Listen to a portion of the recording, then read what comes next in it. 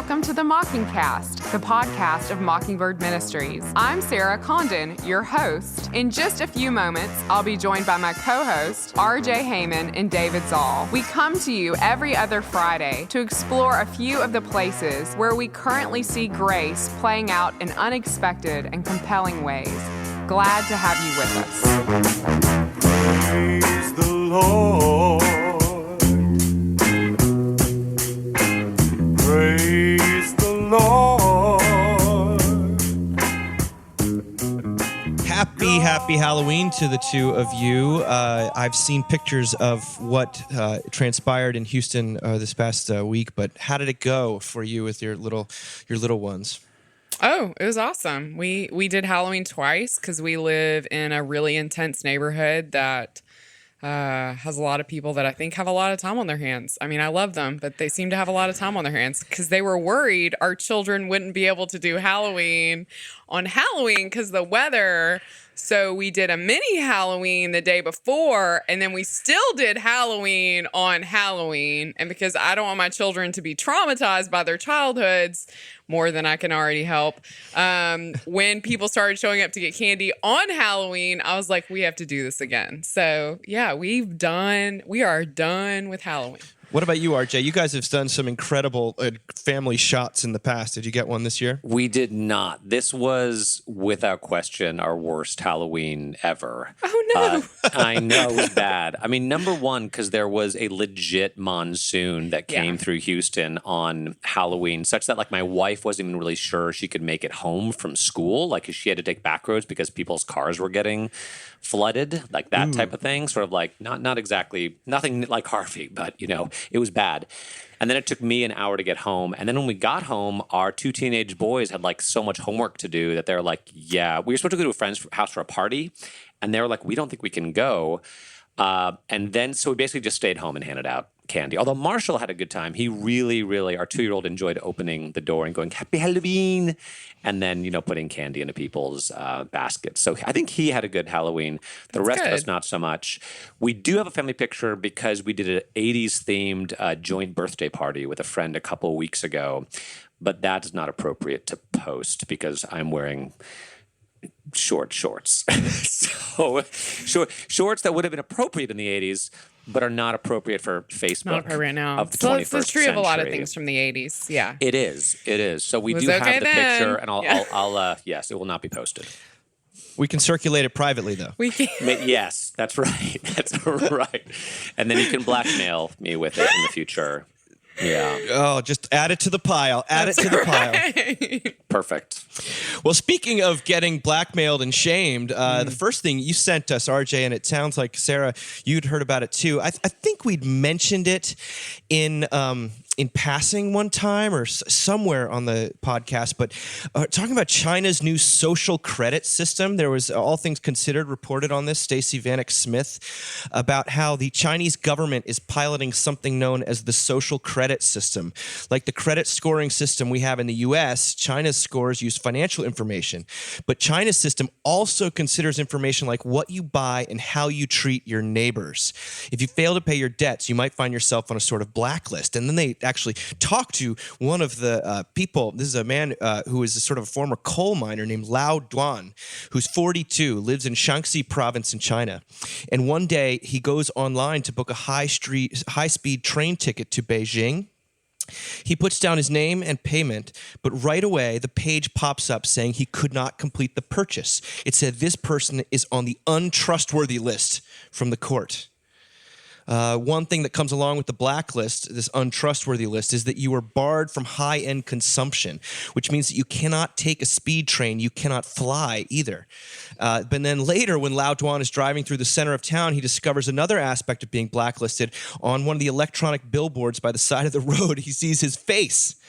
And soon he starts to notice a bunch of his other former colleagues, their faces from the coal industry are also on the blacklist.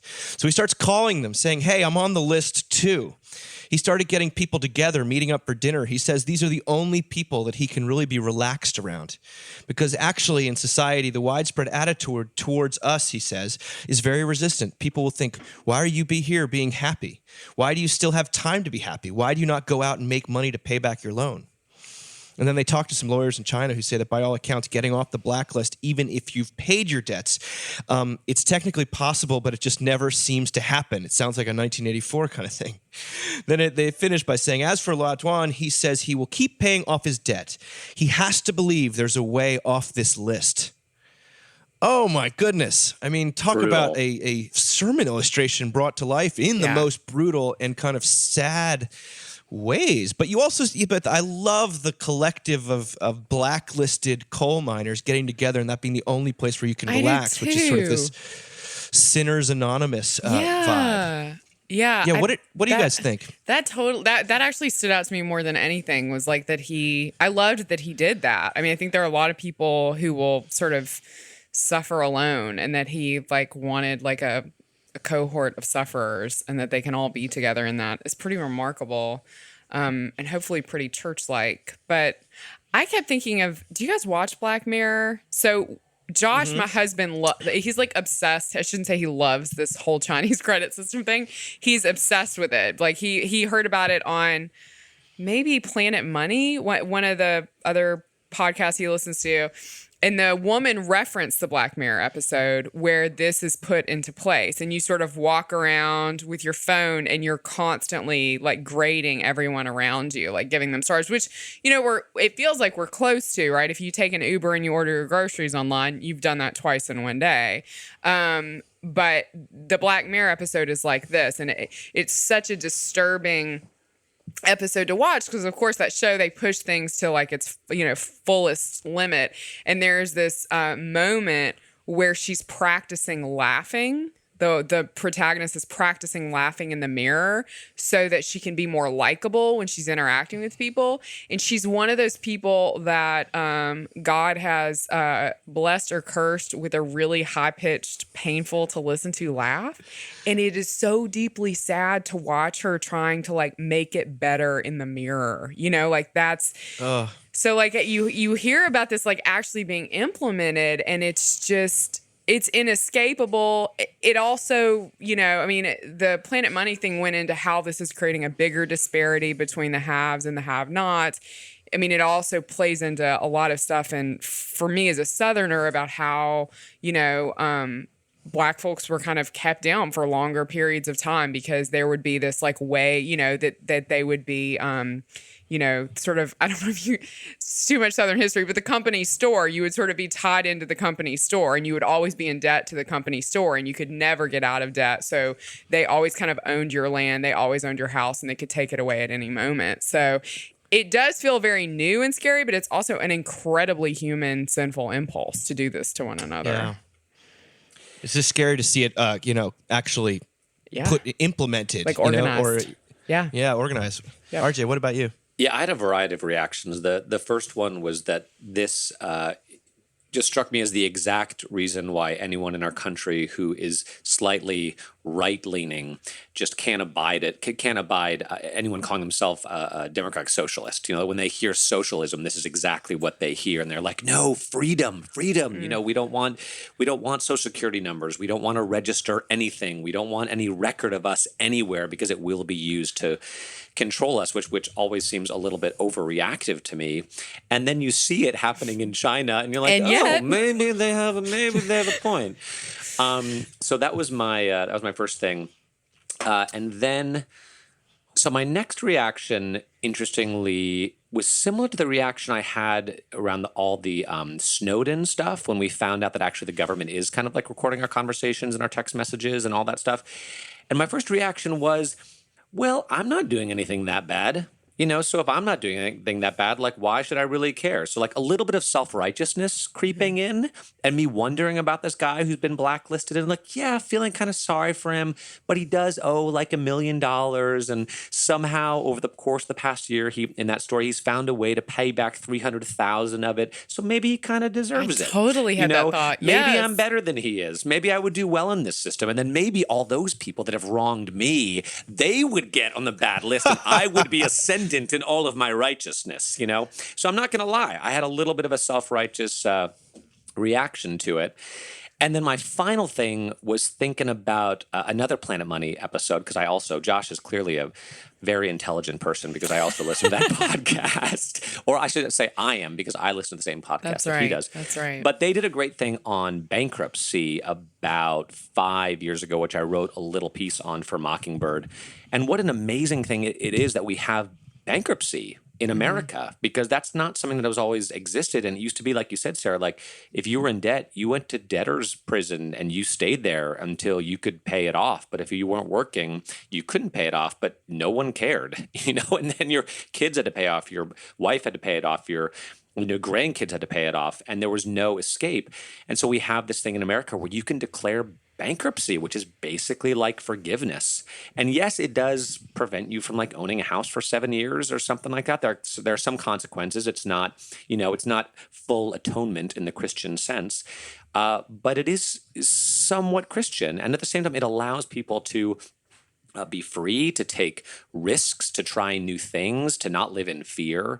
And it made me thankful for our bankruptcy system, which seems like it's been under assault lately by, banks and credit card companies, which I understand because they probably don't like bankruptcy. But for people that are actually trying to live in the world and make mistakes, it's a very helpful thing. And I say that, I've never filed for bankruptcy. But it's nice to know that if I got myself in real to know trouble, you can. Yeah. it's an option, that I don't have to spend the rest of my life on a blacklist or in jail. Well, I really do think it's beautiful that the fellowship he's able to experience among his fellow sinners, the freedom, the kind of fun, and I just picture him calling them up, and No. it's Rather this, laugh with the sinners than cry with the saints. That's right. To quote Saint it's this Billy amazing Joel. picture, and I don't think it's coincidental or arbitrary that it has to do with debits and credits. People Yeah. always resist that language when it comes to our spiritual life, but this is how the human being operates, and you can act like it's not true, or you can act like it's reductionist or just simplistic, but I think you're cutting yourself off from, unfortunately, a transactional way in which we interact, which I'm grateful that God addresses us at least partly in those terms. And I think that freedom loud done when he says, he has to believe there's a way off this list. And you want to say, why? Why do you have to believe that? Because you might just be digging yourself deeper with every He needs someone to passing pay his moment. debt.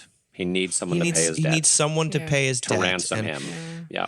Well, even just yeah, exactly. Yeah. the language of being unworthy, right? And like that they're called the unworthies, like is so it's just so Christian. It's like, isn't everyone, right? Was the first thought that I had. I mean, isn't everyone unworthy? And isn't that part of the reason that we gather together at church in some ways, because there's this moment of acknowledgement that like this is the place where we were made worthy. This is the place where we're reminded how we're made worthy. So I want to make a prediction that this will serve to grow Christianity in China.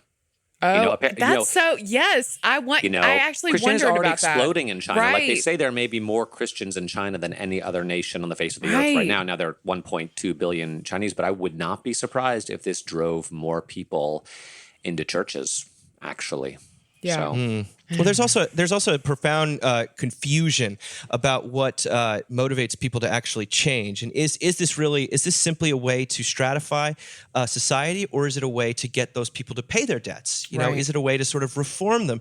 If that's the case, then they maybe would do well to read Alfie Kohn's incredible op-ed that appeared in the New York Times this week. Science confirms that people are not pets, in which he details the discovery that when we are rewarded for doing something, we tend to lose interest in whatever we had to do to get the reward.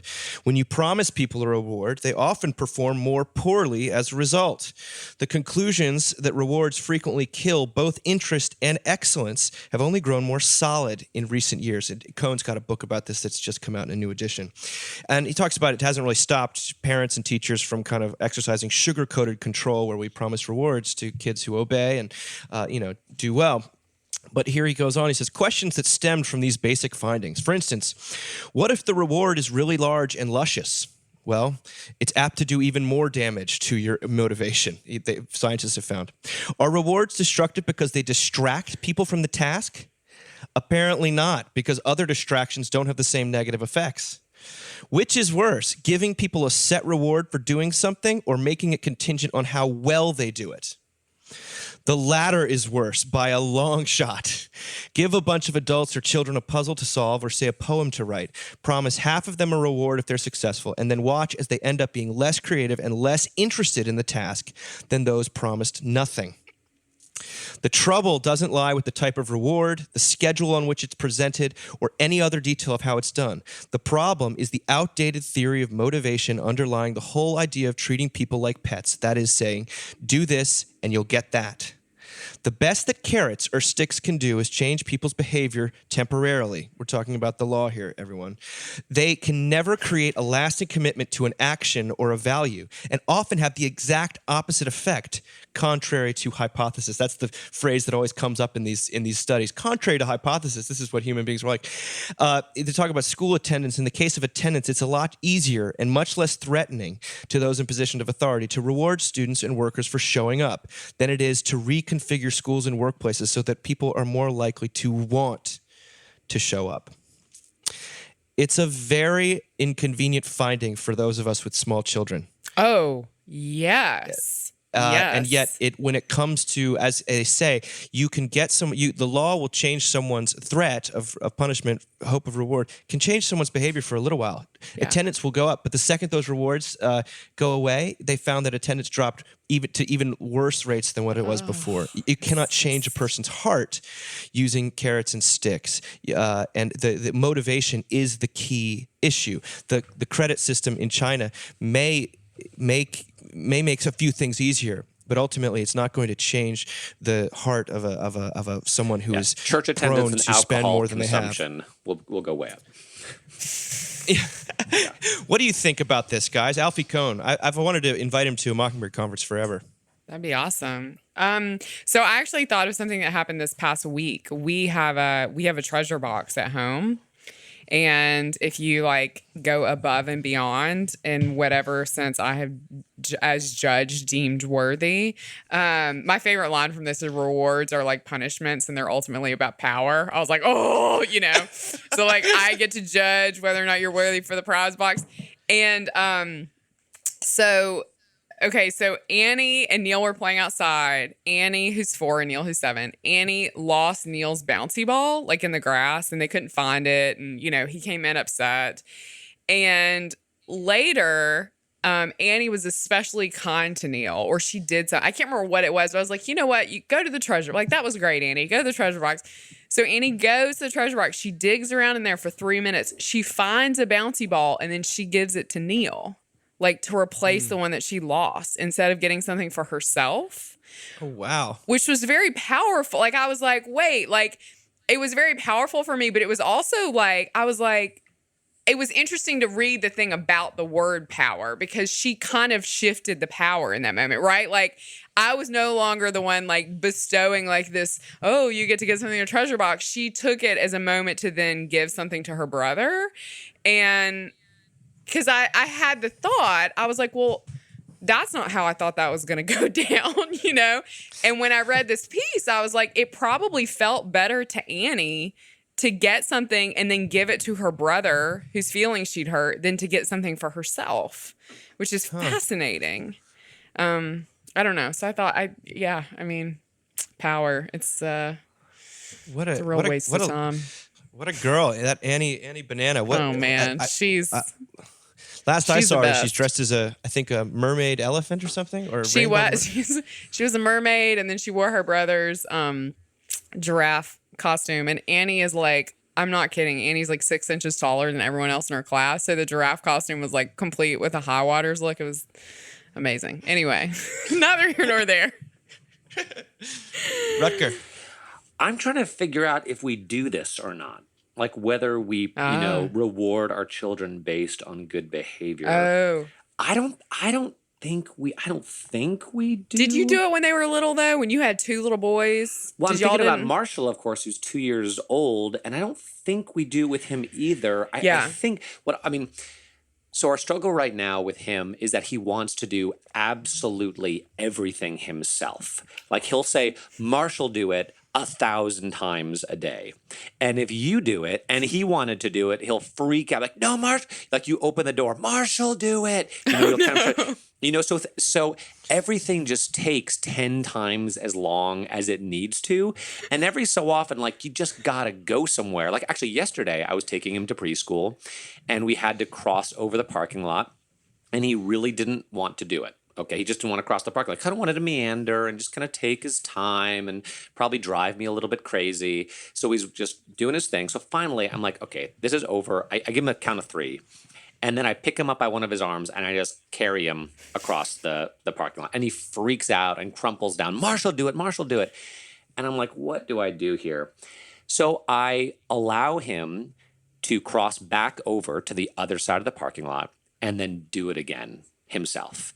And then he goes to school happy, which I don't know. I feel like I should put my foot down more than I do, but I also want to encourage independence and I want him to want to do what he wants to do. So I don't know. It is driving us totally insane. It's driving my wife completely insane.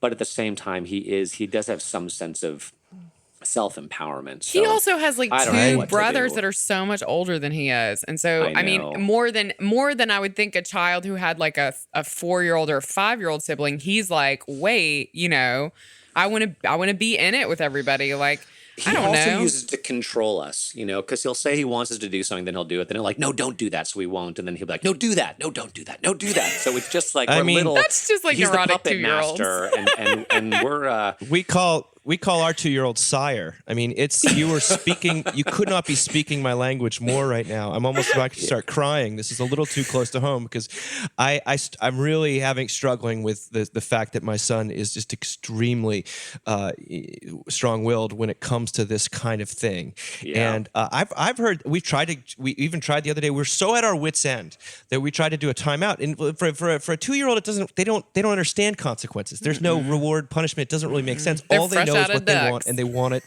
right we now. tried They're for the fresh first out time of ducks. too. We did the step, like go And sit on the step. didn't and work. It worked a little tiny bit, but I don't know.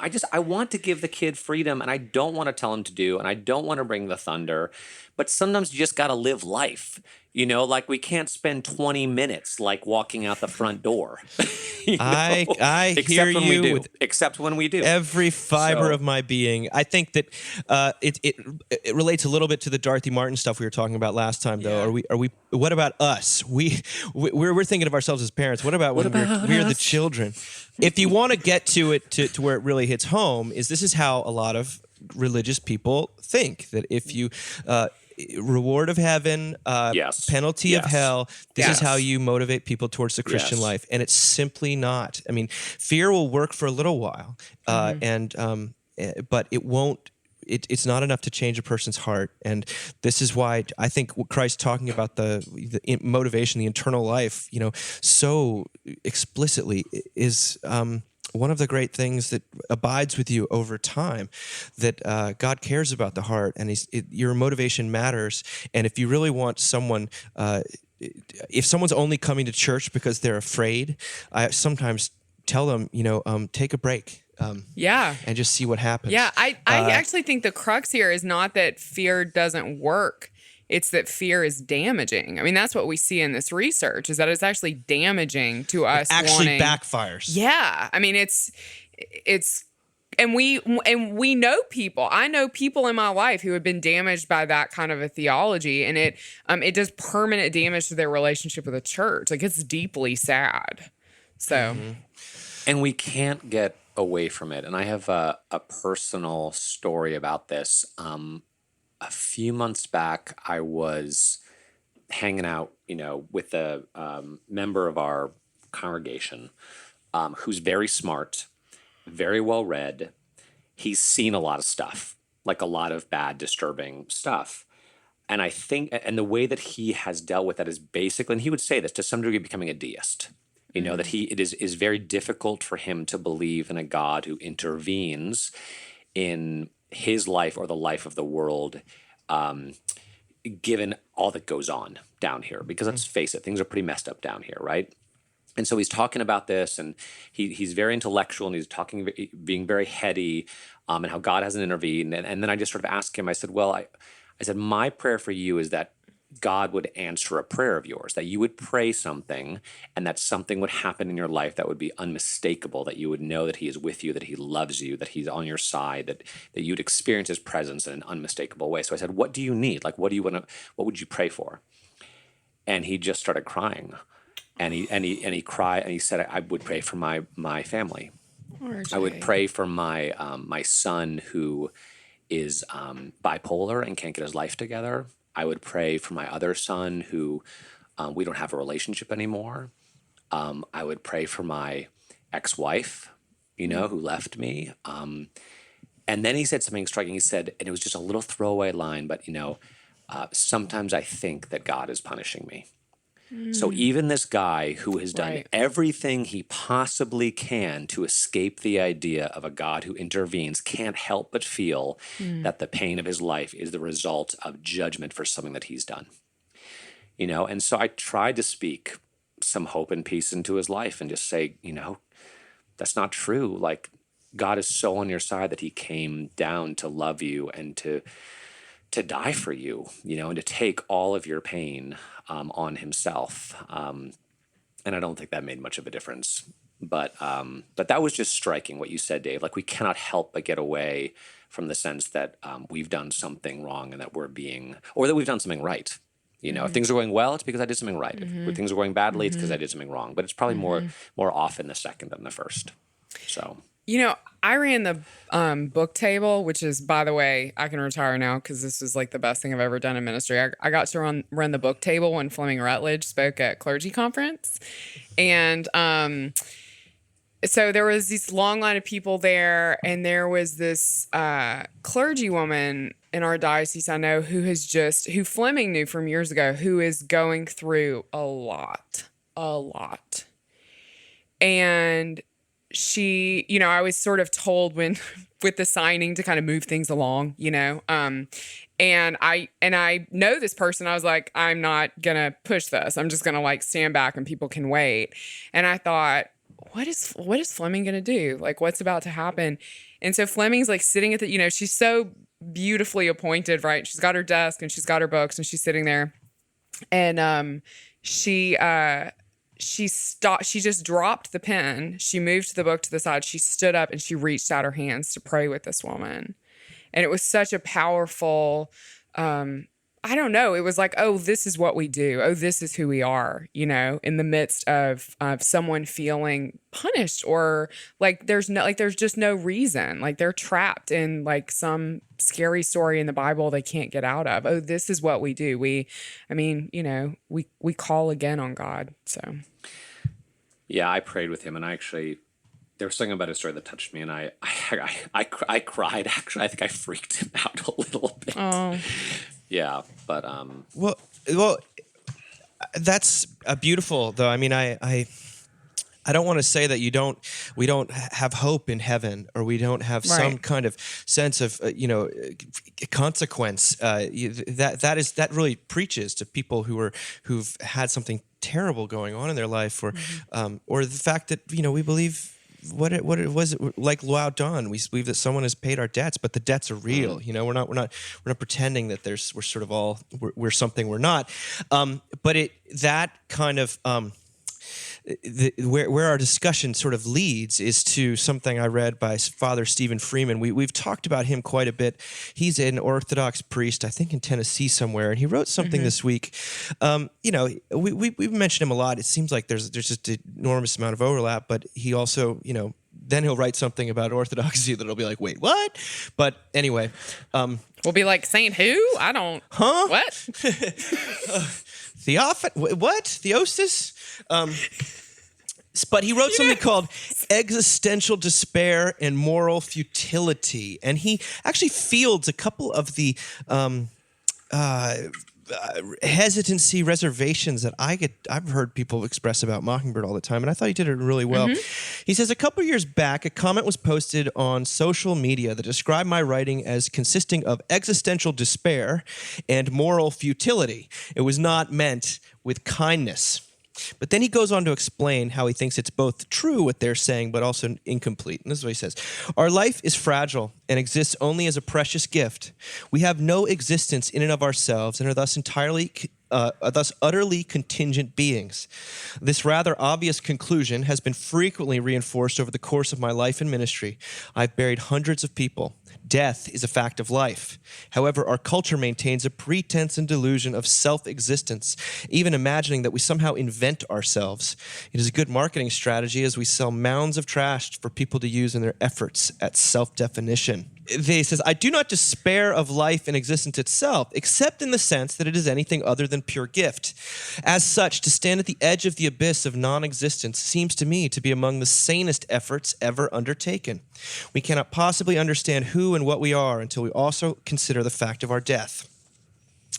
Those who struggle to believe that there might be such a thing as life after death have failed to ponder how absurdly improbable life before death truly is. Our existence shouts the reality of a giver of life, all life. Our non-existence proclaims the emptiness of any claims to the contrary. I hope in God. In him there is no despair, but only in him. I've also caught some flack for suggesting that we make very little progress of the moral sort in our lives. The track of salvation is not, by and large, one of moral improvement. It was assumed by many that I did not think moral improvement was to be possible or even desirable, but that is not the case. This is what he says. He says, the moral life, if rightly understood, cannot be measured by outward actions. The Pharisees in the New Testament were morally pure in an outward sense, but inwardly were, quote, full of dead men's bones. When morality is measured by dead bones, it is still nothing more than death. Human effort cannot make what is dead to live. Only God can do such a thing.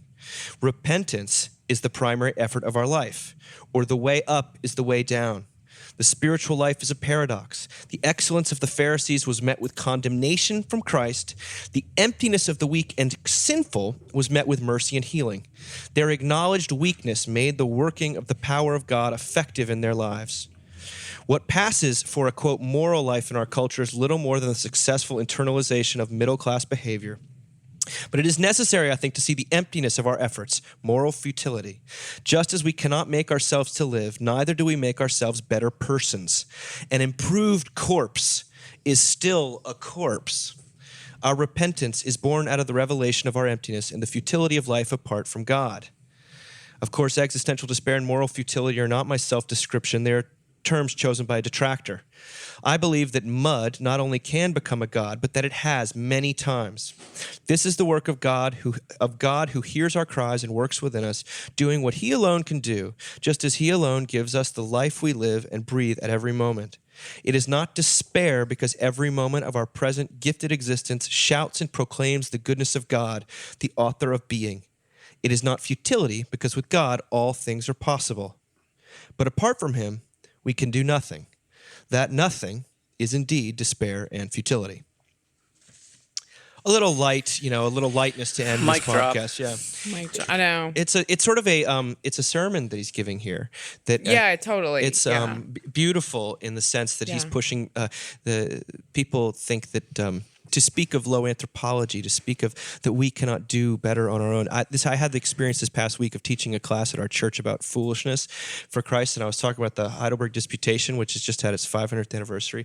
And when Luther talks about our best works being deadly sins, and what does that mean? And everyone sort of, you saw the looks on people's faces, and you want to say, okay. This doesn't mean that it's not good to, help the elderly across the street. What it means is that it's much more tempting to trust in yourself, in your good works, than it is when you do bad things. That if what God is looking for is naked trust, we'll be much more tempted to trust in ourselves to the extent that we're doing good things. And so, to a certain extent, the way that you get to the way that you find God is the way down. It's what's the way up is the way down. That God, Sherry, you're the one who always says grace flows to the bottom of the hill, or the bottom of the trough. I was thinking about how radical but how beautiful of a statement that is, and yet I also hate it in the same time. And Stephen Freeman is really talking about the 200 proof kind of variety of grace and mercy. So. It reminded me of two things. One was one of my favorite passages of Scripture, which I'm not sure if I've quoted here before. I probably have, so my apologies. But it's Romans 8, which uses that exact word, futility, where Paul says, the creation was subjected to futility, not of its own will, but by the will of the one who created it. In other words, God subjected the creation to futility in the hopes that the creation will be liberated from its bondage to decay and enter into the freedom of the glorious children of light. And I love that because it says that yes, life is futile, but there's a purpose behind it and there's a hope attached to it, and that there's a freedom that comes with understanding the futility of life. So I love that passage. And then, of course, also what Gerhard Forde wrote, I think, in his little essay on sanctification, where he said, and he's now deceased, but this was towards the end of his life, he was a seminary professor, and some of his students said, Dr. Forde, now that you are so, been a Christian for so long and are so spiritually mature, do you feel sanctified? Do you feel better? And he said, well, I don't have as much energy as I used to, so I don't sin quite as much. He's like, but I don't think senility and holiness are the same thing.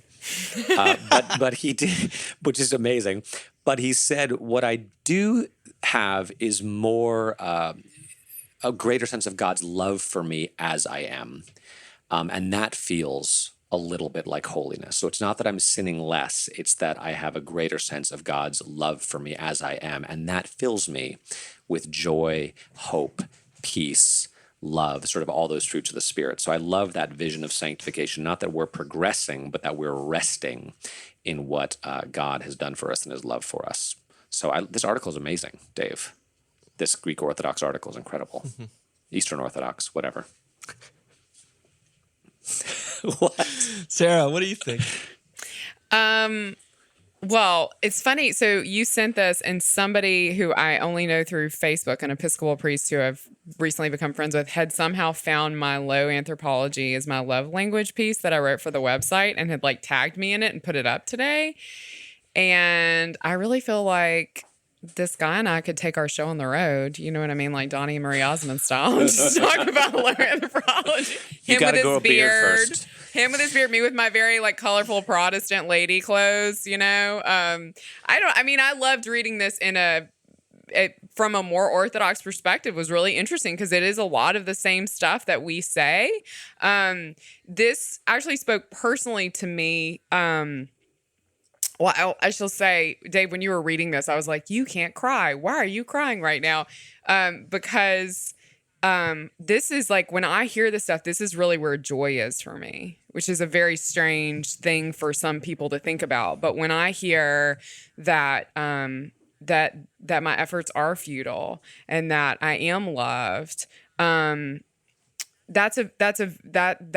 is where relief is for me. I mean, I was at the hospital a few weeks ago visiting someone who was dying and could hear and but couldn't respond. And I made sure to say, just to talk about how loved this person was, how much Jesus loves this person, because that's a thing that we cannot hear enough. I have a colleague who actually commented, not someone I work with on staff here, but another Episcopal priest, it's not our job to make people less scared of the unknown.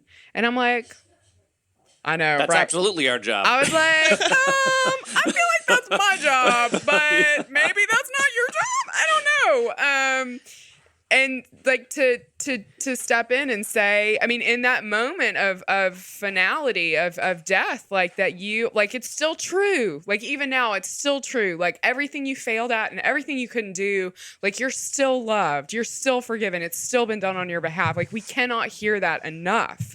And the other way that this spoke to me was, in the aftermath of the horrible shooting in Squirrel Hill at the Tree of Life Synagogue, to read, what this Orthodox priest is saying here. He actually says we work rightly in our human sphere, doing what is humanly possible. And when I found out about the shooting, I was home with my children. Josh was doing something at the church, and I was weeping, and I had the radio on, and I was trying to figure out what was happening. And my kids came over, and they were like, we really want to try on our Halloween costumes. And our son this year went as one of those like windmen that they put in the parking lots of used car lots. And it is the funniest damn thing I have ever seen. And like you turn it on and like his arms are everywhere. And like and I was just like, this I can do. Like I can be with these children and I can tell them how loved they are and I can tell them how loved everyone is, like against all odds. Like this I can do. So like when I read this piece, I was like, he is like literally speaking to me, you know? Wow. So wow. I just want to underline how funny that costume does Oh my look. gosh. I don't know. I kept every single thing he does in the costume is funny too. So it's like I imagine it because he's 6, 7-year-old boy, so 8 years old, and he's 7. he doesn't want to be laughed at, but it is very No, funny. he thinks it's the coolest thing ever. Like every time he would bend over to get candy, he'd like tilt over just from the... Well, yeah, I was also I remember talking to someone who had heard preaching at our church for a long time, and he said, Dave, I got to ask you something. Do you think people are basically always in existential crisis based on the way that you guys preach? Do you think that people are always in existential crisis? And my honest answer is yes, I do think that. I think that people are always basically in existential crisis, wondering what's it all for, what's it all about, who am I, what's going on. But if not acute, then someone there is in existential crisis. And so and maybe it's the role of the Orthodox have a pretty highfalutin understanding of what it means to be a priest, but maybe it's the role of people in ministry to sort of stand on the abyss and to, that's the really uncomfortable part, is to not only stand on the abyss of the fact that we're all going to die, despite the fact that everyone is so up in arms about this, that, or the other. And in the light of eternity, these things lose a little bit of their power, what people are so upset about, but then also to realize yourself, that your own moral efforts are really dead bones. That the work of you can identify and see the work of God in people's lives it happens independent of their effort, and you can celebrate that. But to constantly be going into yourself and realizing that you yourself are subjected to futility apart from God, that your own hope and your own abilities to do things really doesn't have much of a future. That's exhausting, and I think that that's really it's a gift that occasionally we can give other people. But this man, I know, has given it to me on a number of occasions. And maybe it's because he's Orthodox and he has the whole nine, he's got the beard and all that stuff. It's almost an unexpected vessel for me, but I've found that I'm grateful for Father Freeman for his honesty here. And I hope that... I'm glad that it's out there and it really speaks to me personally. Yeah. Was it Fleming, Sarah, at Clergy Conference who said that the point of preaching was to move people to a point of crisis? Yes. That's actually the entire point of it. It's not to tell bedtime stories. It is to bring people face to face with the insanity and unmanageability of their lives, which is kind of always the case. And Dave, I remember your dad telling that same story when he was at one of his calls and someone coming up to him and saying, does it always have to, why is it so dark? Why does it have to be so dark? And I'm saying, well, maybe there's a great truth here. Maybe there actually is a great truth of human life that people don't want to look at. They don't want to think about. They want to gloss over. Yeah. But we want to talk about the weightier things, and in the darkness is where the light shines. I mean, that's where the light shines. Exactly. Yeah. So let me just say before we end, I mean, what a wonderful. I commend that article to everyone to sort of read and reread and reread. I'm going to post it on it next week if I get the chance. But what happened in the Mockingbird world this past week was that not only are the Oklahoma City files up, and everyone has got to listen to Stephen Paulson's first talk and Carrie Willard's talk. They really are just as fabulous as can possibly be, and the amount of inspiration I've heard people drawing from them is really God-given and exciting. But secondly, the Mocking app dropped. It's only for iOS X devices, so Apple devices. That's because these things are incredibly expensive, and the only people we know who are willing to cut us an enormous deal are only designed for Apple. And plus, 83% of our traffic comes from those devices.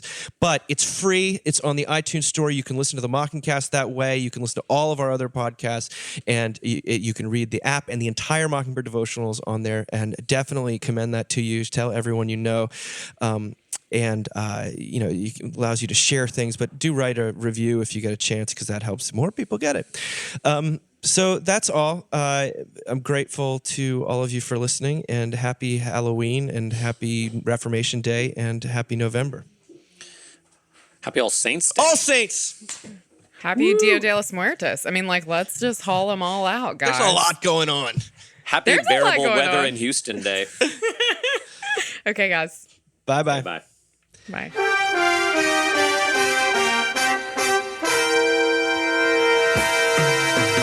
Thank you for listening. Remember, you can find us on the web at www.mbird.com. And we'd always love to hear from you at info@mbird.com. Audio production for the Mockingcast is provided by the Narrativo Group, and if you like what you've heard, please do drop over to iTunes and leave us a rating and review. Until next time. Praise the Lord.